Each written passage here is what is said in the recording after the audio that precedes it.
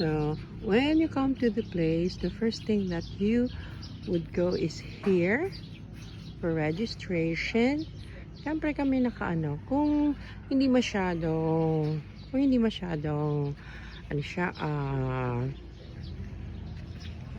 in demand na season, kahit on the day ka na magpa-register, okay lang.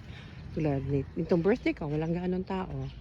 Tapos meron silang mga ganitong places that you will be able to go to, lalo na kapag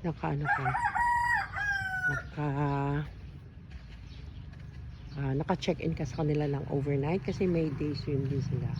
Tapos, yan, dami. Doon sa dulo yung Ihawan. And then, I guess they are renting out. Yung parang nagpaparent out sila ng mga gamit sa kusina, just in case nakalimutan nyo.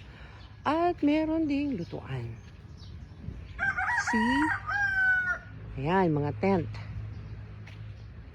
Hindi ako masyadong maalam sa prices kasi hindi ako yung nagpa-book nito. So, yan yung mga tents. Tapos may mga ano din sila dito. They can occupy. Ayan.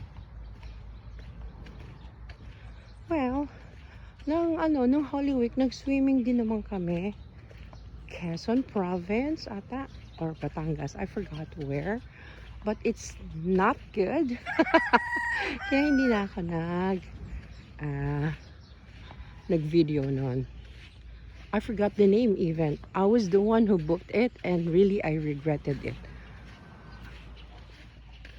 At may swing sila dito. Tapos ang swimming dito ay good for the time na open yung swimming is from 5 in the morning up until 6 in the evening only. So yan, kalmado ang dagat ngayon, unlike dun sa, again, I forgot if it's Batangas or Quezon, pero wow, dito kalmado ang dagat. Ayan, may nililigo na pala eh.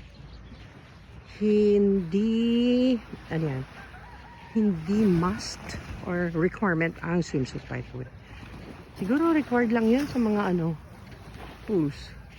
May pa-volleyball din nga pala sila dito. Yan. Volleyball. Volleyball, net, badminton, whatever, basta yan. Meron din sila dito. Kahapon we stayed here kasi dyan awan ko, bakit yan ang pinili ng anak ko magstay to wait.